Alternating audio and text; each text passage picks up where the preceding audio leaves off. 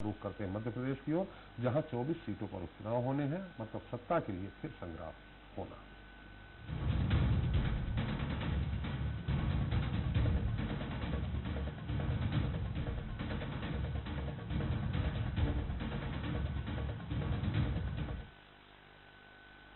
तो सत्ता के संग्राम में आज बात होगी उस सीट की जो बेहद ही खास है। दरअसल इस सीट से कमलनाथ सरकार में जो माननीय मंत्री थे वही अब शिवराज सरकार में भी मंत्री है। हाँ, विभाग जरूर बदल गया है। जी हाँ, हम बात कर रहे हैं इंदौर लोकसभा क्षेत्र में आने वाली सांवेर विधानसभा सीट की, जहां कांग्रेस से बगावत कर बीजेपी के हुए तुलसी सिलावट की सियासी किस्मत का फैसला आने वाले उपचुनाव में मतदाताओं को करना है, क्योंकि इस सीट पर कांग्रेस को पिछली बार 3000 से भी कम मतों के अंतर से जीत मिली थी। ऐसे में यहाँ पलड़ा बीजेपी का भारी नजर आ रहा है, लेकिन मंत्री जी ने दल बदला है, तो हो सकता है इसका फायदा कांग्रेस को मिले। खैर, यहाँ कौन किस पर भारी पड़ सकता है, इस पर चर्चा शुरू करें। चलिए इसके पहले देखते हैं।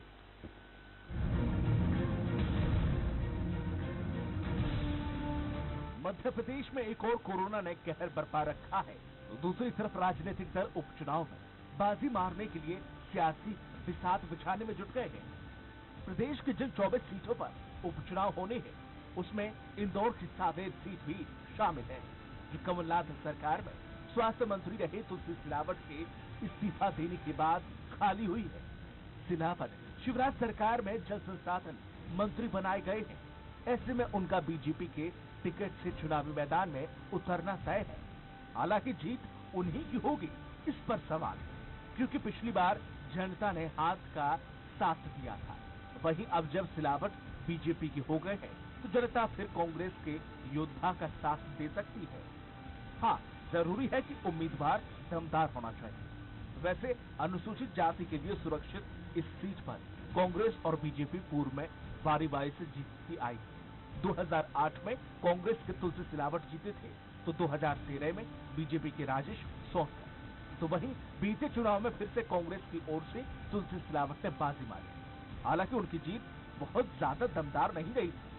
सिलावट ने करीब 2950 मतों के अंतर से बीजेपी प्रत्याशी को हराया था।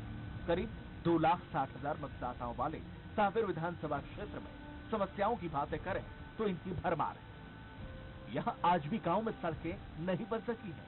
शिक्षा के क्षेत्र में कोई खास सुधार भी नहीं हो पाया है। स्कूल में शिक्षकों की कमी जस के तस बनी हुई है। वहीं स्वास्थ्य सेवाओं में भी सांवेर पिछड़ा हुआ है। अस्पतालों में डॉक्टरों के साथ उपकरणों की भी कमी है। अब ऐसी सूरत में बीजेपी और कांग्रेस में कौन किस पर भारी पड़ता है, देखना दिलचस्प रहेगा। Bureau report, Swaraj express. तो सांवेर सीट पर विस्तार से बात करने के लिए हमारे साथ मौजूद हैं वरिष्ठ पत्रकार अवधेश भारती जी, फिर हमारे साथ हैं। इंदौर से हमारे साथ जुड़े हमारे संवाददाता विकास सिंह सोलंकी। इसके साथ ही हम बीजेपी और कांग्रेस के नेताओं से भी बात करेंगे, वहां से उम्मीदवारों से भी बात करेंगे। सबसे पहले भार्गव जी, आपसे ही सवाल, क्या लगता है कि जनता, देखिए यहाँ बीजेपी कांग्रेस की बात नहीं, यहाँ बात इस बात की है कि हमने 15 महीने पहले तुमको जिता के भेजा और तुमने इस्तीफा दे करके दल बदल करके फिर से आ गए। इस दल बदल का जनता के बीच में क्या असर होगा? देखिए, दल बदल का असर तो होता है, लेकिन व्यक्तित्व का अपना ज्यादा असर होता है। तुलसी सिलावट क्योंकि वहां पर पहले भी जीतते रहे हैं और तुलसी सिलावट का अपना एक अलग व्यक्तित्व है और उन्होंने उस क्षेत्र के लिए काम भी किए हैं, तो उसकी छाप भी जनता के दिखती है। अगर ये व्यक्तित्व होता तो एक बार जीतते हैं, एक बार हारते हैं, एक बार जीतते हैं, एक बार हारते हैं, ऐसा क्यों? वहां की जनता वास्तविक लोकतंत्र की परिभाषा को समझती है। वो तवे में पड़ी रोटी की तरह उसको अलटती पलटती रहती है, जिससे कि रोटी जल नहीं जाए। तो व्यक्तित्व उस समय अलग कर देती है। लेकिन चूंकि वर्तमान में बीजेपी की सरकार है और बीजेपी में भी वो तुलसी सिलावट मंत्री है जी, तो इसलिए जनता का जनमत जो है वो तुलसी सिलावट की ओर जा सकता है और तुलसी सिलावट वहां से जीत सकते हैं। यहाँ पे तो घोषणा कर दी नहीं, इसलिए कि जनता घोषणा करेगी। नहीं जीत सकते हैं। मैंने प्रोबेबिलिटी बताई है, मैंने उसको निश्चित नहीं कहा है। मैंने प्रोबेबल शब्द जोड़ा है उसमें कि शायद, जी, क्योंकि जनता ने अभी जीता कर, लेकिन अभी जैसा कि बताया आपने बताया जी, कि वहां स्वास्थ्य सेवाओं में भी कमी है। वो 15 महीने स्वास्थ्य मंत्री रहे, उपकरण नहीं जुटा पाए अपने चुनाव क्षेत्र के लिए। तो ये भी एक उनके लिए माइनस पॉइंट जाता है जी इससे जनता नाराज भी हो सकती है, लेकिन जनता के सामने विकल्प के तौर पर जी वहां कोई कद्दावर नेता नहीं है, जी इसलिए हो सकता है कि तुलसी सिलावट के पक्ष में बाजी चली जाए। चलिए, लेकिन मैं बता दूं 2003 में प्रकाश सोनकर जीतते हैं, फिर 2008 में तुलसी सिलावट जीतते हैं, फिर प्रकाश सोनकर मंत्री रहते हुए नहीं रहते हैं, उनको हार्ट अटैक से उनका निधन हो जाता है, फिर उनके बेटे राजेश सोनकर जीतते हैं, फिर 2013 में फिर सिलावट। मतलब ये सतत प्रक्रिया, आपने कहा रोटी सेकना, तो यहाँ व्यक्तित्व पे नहीं बल्कि जनता मुझे लगता है कि एक बार हर परखती है कि इस बार तुम आ जाओ, इस बार तुम आ जाओ, हाँ, तो तुम आ जाओ, इस बार कामों का कार्यों का मूल्यांकन और काम हमें लगता है कि जो जनता की अपेक्षा में खरे कोई नहीं उतरता है, इसलिए अलग की पलटती हाँ, रहती है। जनता अपने हाथ में अंकुश रखती है, जी। वो अंकुश का उपयोग करके उसको फिर सीट से उतार देती है, फिर दूसरे मूल्यांकन। विकास से पूछ लेते हैं हमारे लेकिन अभी 5 साल पूरे नहीं हुए हैं, जनता पूरे 5 साल परखती है तो एक बार फिर जिता सकती है आपको कहने। जी हाँ। चलिए, दल बदल विकास कितना फर्क पड़ेगा? राजेश सोनकर जो बीजेपी से प्रत्याशी रहते हुए हारे हैं, तुलसी सिलावट जीते हैं, सोनकर परिवार, वहां दो का ही दबदबा है, सुरक्षित सीट है, सोनकर परिवार या सिलावट, तुलसी सिलावट जी का अपना। ऐसी स्थिति में पहली बात तो ये कि जनता क्या ये दल बदल करके मंत्री बन गए हैं, जनता क्या सोच रही है, फिर से सिलावट जी को मंत्री है इसलिए जिताएगी ये, और साथ में दूसरा सवाल ये है कि सोनकर परिवार, सोनकर के प्रभाव वाले जो मतदाता हैं, क्या तुलसी सिलावट के साथ जाएंगे? चलो एक मिनट विकास, हम आपके पास आएंगे। हमारे साथ प्रेमचंद गुड्डू जी हैं, पूर्व विधायक भी हैं, पूर्व सांसद भी हैं। और गुड्डू जी, एसपी त्रिपाठी बोल रहा हूँ स्वराज एक्सप्रेस से। हाँ हाँ, क्या हाल चाल है? बस बढ़िया, आप कैसे हैं? बस बढ़िया है। गुड्डू जी, आज खैर हमने खबर भी चलाई है, आपने कहा भी है, आपने कुछ सवाल उठाए थे सिंधिया जी को लेकर, सिलावट जी को लेकर के, तो बीजेपी के जो प्रदेश अध्यक्ष उन्होंने आपको नोटिस दिया, लेकिन आपने कहा कि मैं 8 फरवरी 9 फरवरी को इस्तीफा दे चुका हूँ। जी। तो जब आप इस्तीफा दे चुके थे तो फिर इन्होंने नोटिस क्यों जारी किया आपको? अब ये लोग जाने, इनको हो सकता है जानकारी नहीं हो जी। तत्कालीन अध्यक्ष राकेश सिंह जी थे, चलिए, उनको मैंने पहुंचाया था, वो तो हो सकता है इनकी जानकारी में नहीं हो। उसे हमारा सर्वे और हमारी अपनी सोच और हमारे जो वहाँ के हमारे रिपोर्टर हैं, संवाददाता हैं, उनसे जो सर्वे हुआ उसमें यही हुआ कि सबसे ताकतवर उम्मीदवार के रूप में कांग्रेस एक सर्वे कर रही, जिसमें आपका ही नाम आ रहा है और सामेर से आप संभवतः प्रत्याशी होंगे।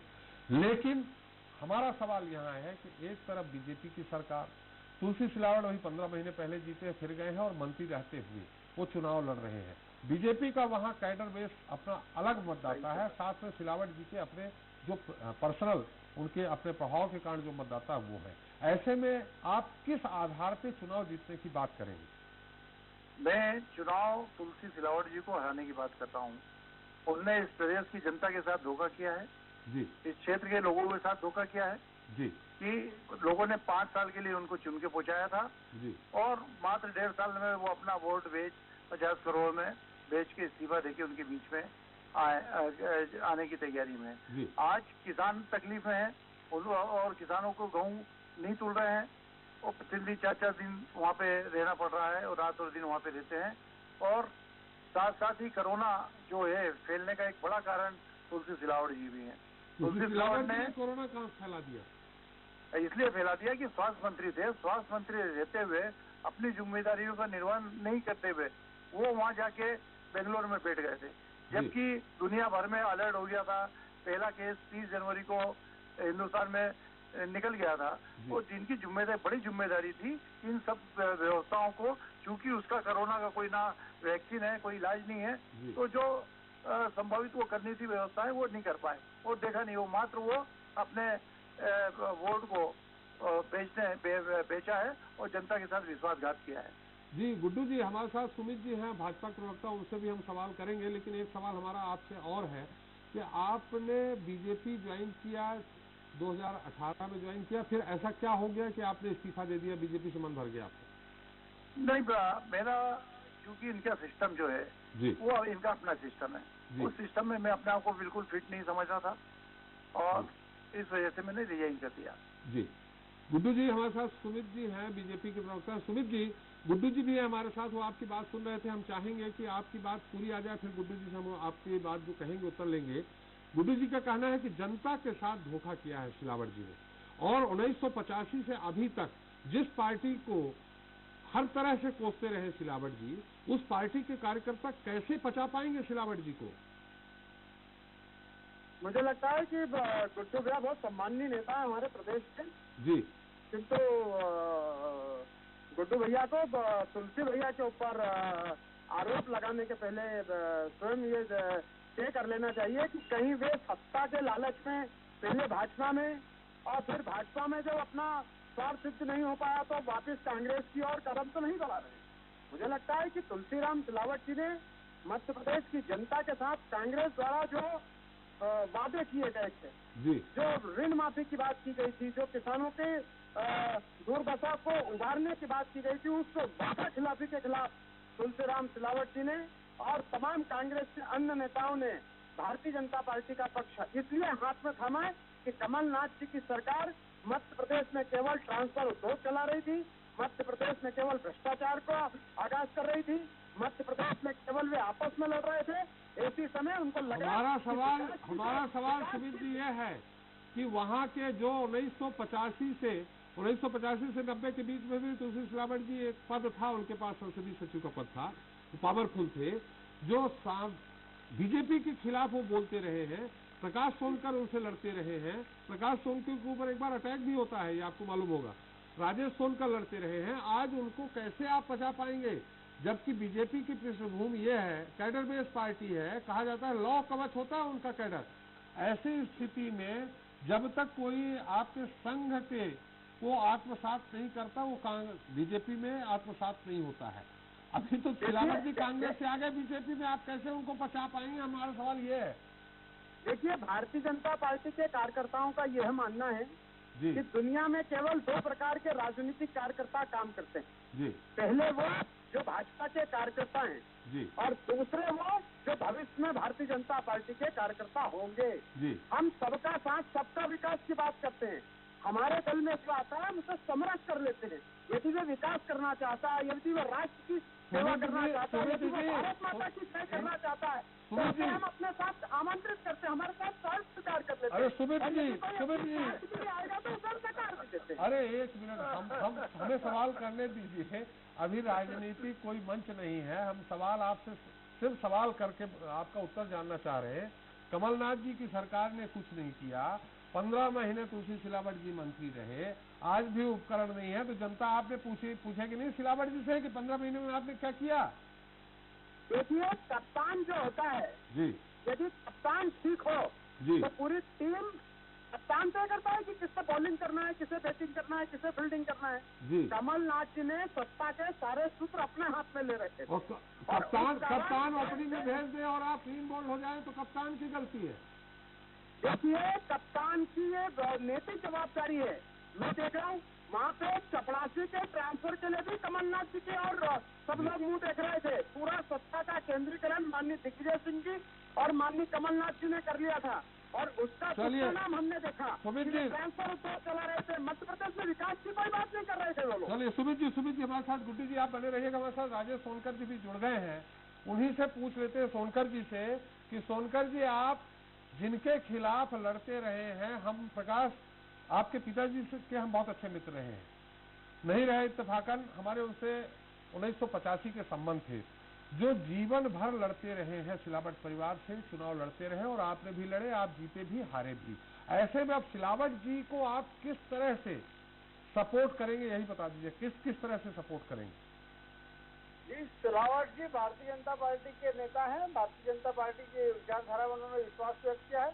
निश्चित रूप से अगर भारतीय जनता पार्टी के प्रत्याशी बनते हैं तो हम सभी लोग उनको चुनाव जिताने के लिए काम करेंगे। जी, नहीं बनते हैं, अभी कुछ संशय है कि बनेंगे कि नहीं बनेंगे? तो ये तो पार्टी संगठन तय करता है, पार्टी तय करेगी। जो निश्चित रूप से उनको मंत्री बनाया है तो स्वाभाविक है वो प्रत्याशी भी होंगे और प्रत्याशी होंगे तो कांग्रेस विधानसभा का प्रत्येक कार्यकर्ता उनके लिए पूरे समर्पणता के साथ में, ईमानदारी के साथ में काम करेगा और निश्चित रूप से भारतीय जनता पार्टी कांग्रेस विधानसभा से बहुत अच्छे अंतर से जीत कराएगी। सोनकर जी, आपके भविष्य का क्या होगा?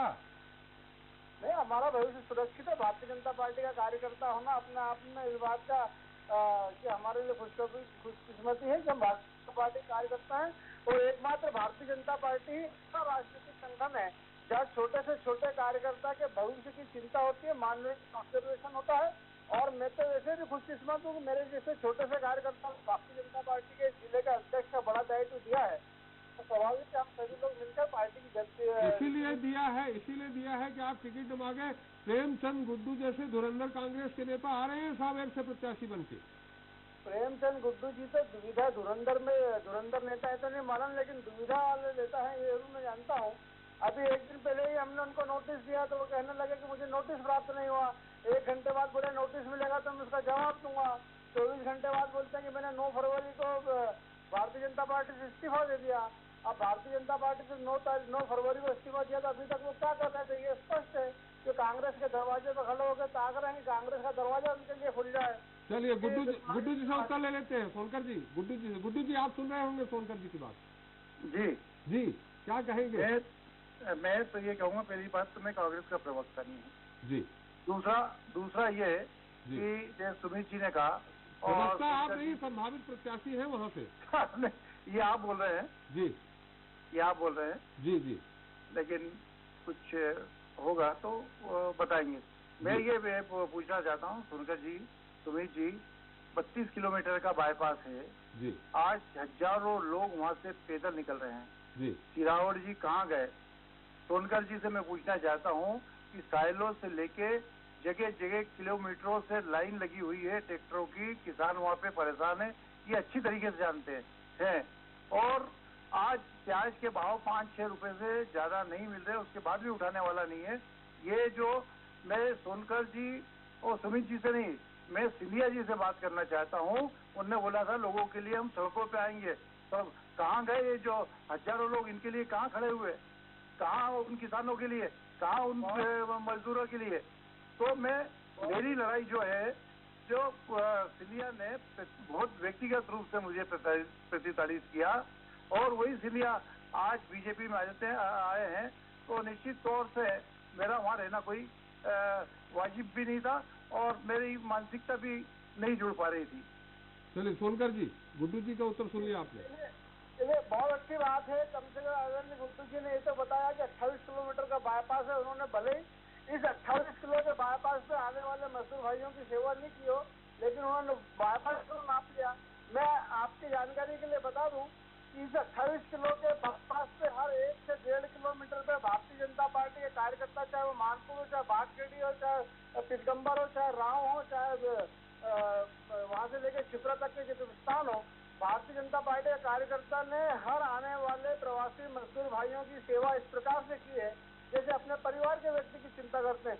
उनके पैरों में जूते चप्पल तक पहनाने का काम किया, उनको कपड़े तक पहनाने का काम किया, उनको भोजन करवाया, उनको खिचड़ा वितरित की, उनके बच्चों को दूध पिलाया है, उनके बच्चों को दवाई की व्यवस्था करवाई है, ORS के घोल की व्यवस्था करवाई है।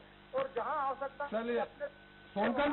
सोनकर जी हमारे साथ, सोनकर जी हम आपको बीच में रोकते हुए धन्यवाद बोलते हैं। हमारे साथ तुलसी सिलावट जी भी हैं फोन लाइन पे। सिलावट जी, एसपी त्रिपाठी बोल रहा हूँ स्वराज एक्सप्रेस से, कैसे हैं आप? बस ठीक हो। तो राजेश सोनकर जी तो हमारी तरफ से तो बोल रहे थे, ऐसी बात है। चलिए, तो अब गुड्डू जी भी हैं साथ में जो आपके सामने आ सकते हैं। आप कोई भी आए, चलिए बिल्कुल सही बात है, कोई भी आए। लेकिन सोनकर जी से हमने सवाल किया था कि जहां आप भी जानते हैं प्रकाश जी के साथ आपकी लड़ाई होती रही है 85 से लेके, कभी आप कभी वो, फिर सोनकर जी से। ऐसी स्थिति में आप सिलावट परिवार सावेर में और सोनकर परिवार दो ही हैं वहां प्रभावी, तो सोनकर परिवार का कैसा साथ चाहेंगे और क्या वो आपको साथ देंगे, आपका साथ देंगे? तो मेरे साथ राजेश जी, पूरा सोनकर परिवार, सावंत जी, विजय सोनकर जी, पूरा सोनकर परिवार, सिलावट परिवार एक परिवार के रूप निश्चित रहे आप, क्योंकि हमने बीजेपी का कार्यकर्ता हो गया हूँ। पूरी बीजेपी को चुनाव है, दूसरे तरह का चुनाव नहीं है, पूरी भारतीय जनता पार्टी चुनाव लड़ेगी। जी निश्चित भाजपा लड़ेगी। लेकिन एक सवाल, चलिए फोन कट गया। गुड्डू जी, आपने सुनी सिलावट जी की बात? अब वो मैं वही जवाब चाह रहा हूँ कि लोगों को जो तकलीफें पीड़ाओं में सोनकर जी क्या मदद करने वाले हैं, सिलावट जी क्या मदद करने वाले जी। हैं, ये बताएं। मेरे को तो, मैं कोई ना आज उम्मीदवार हूँ ना, लेकिन मैं सामान्य जी नागरिक हूँ, जी क्षेत्र का विधायक रहा हूँ। ये सब पीड़ाओं से किस तरीके से निजात दिलाएंगे, ये आपके उस पर आश्वासन मिल जाए। सरकार है, शिवराज सिंह जी हैं, ये अध्यक्ष जी हैं, प्रवक्ता जी हैं, इनसे मैं निवेदन करूंगा कि वो तो आज ये स्वराज एक्सप्रेस की इस बहस में यदि उन लोगों को कोई रिलीफ दिलाते हैं, उन लोगों को कोई राहत दिलाते हैं, तो बहुत बड़ी राहत होगी। और ये दो बात चुन के आए हैं, इनका भी उसमें सम्मान बढ़ेगा, इनका भी मान बढ़ेगा। चलिए सोनकर जी संक्षेप में उत्तर दे दीजिए, हमारा समय समाप्त हो रहा। देखिए, जहाँ तक बात भारतीय जनता पार्टी की, मैं बता दूं भारतीय जनता पार्टी का संगठन है, जहाँ संगठन परिवार है और हम परिवार के काम करते हैं। ये बात अलग है, कांग्रेस में परिवार पार्टी होती है, इसलिए ये सोचने की आवश्यकता नहीं है कि भारतीय जनता पार्टी में कौन लोग काम करेंगे। भारतीय जनता पार्टी का जो प्रत्याशी होगा, चाहे वो राजेश सोनकर हो, चाहे तुलसीराम सिलावट हो, चाहे भारतीय जनता पार्टी का छोटे से छोटा कार्यकर्ता हो, हर कार्यकर्ता संगठन को अपना परिवार समझता है। परिवार की जीत के लिए हम अपना सब कुछ लगा देंगे।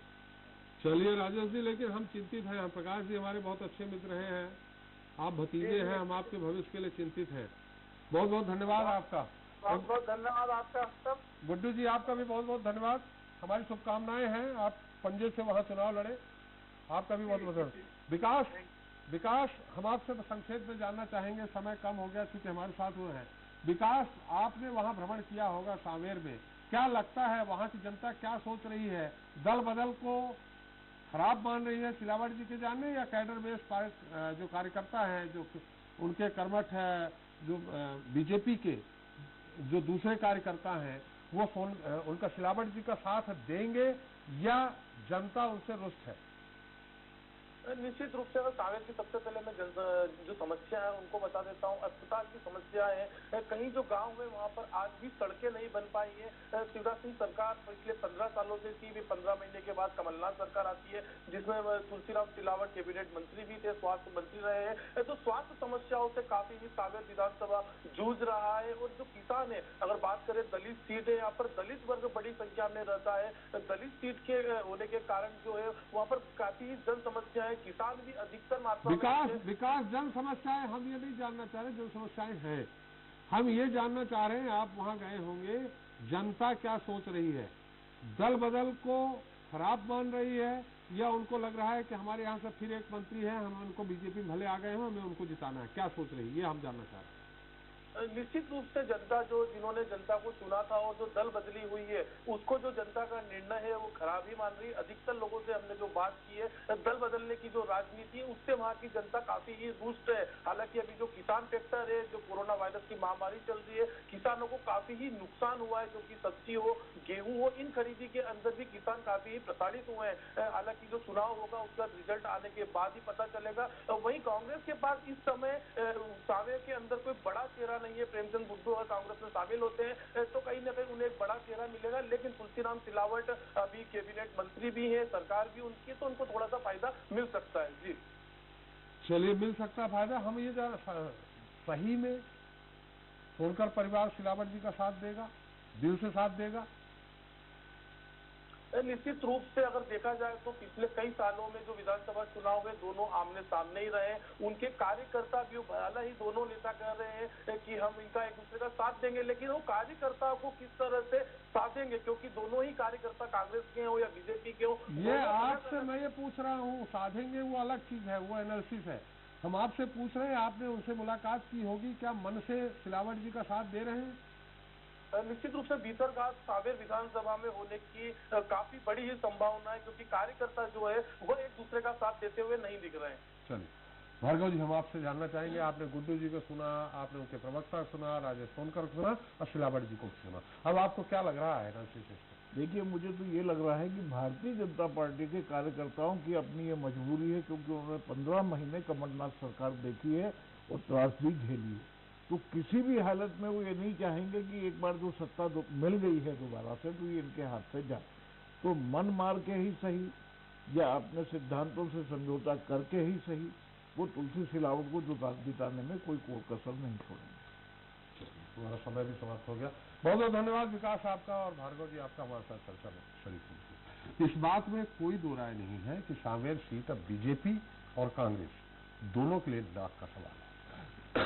कांग्रेस इस सीट पर इसलिए जीत हासिल करना चाहेगी ताकि उसके सत्ता में आने के लिए दरवाजे तो खुले ही, साथ ही तुलसी सिलावट को भी करारा जवाब दे सके, जिन्होंने मंत्री बनाए जाने के बाद भी कांग्रेस से बगावत की। इधर बीजेपी से इस सीट पर सिलावट का जीतना इसलिए जरूरी है क्योंकि वे शिवराज सरकार में भी मंत्री हैं। ऐसे में अगर वो हारते हैं तो इससे न सिर्फ बीजेपी को धक्का लगेगा बल्कि तुलसी सिलावट के पॉलिटिकल कैरियर पर सवाल उठ खड़े। खैर, अब सब कुछ जनता के हाथ में। देखते हैं उपचुनाव में किस दल के धुरंधर को सिकंदर बनाती है इस देश की, इस क्षेत्र की जनता। इसी के साथ जनता बाकी जवाब सकता है। हम फिर हाजिर होंगे नए मुद्दे नए सालों के साथ। नमस्कार।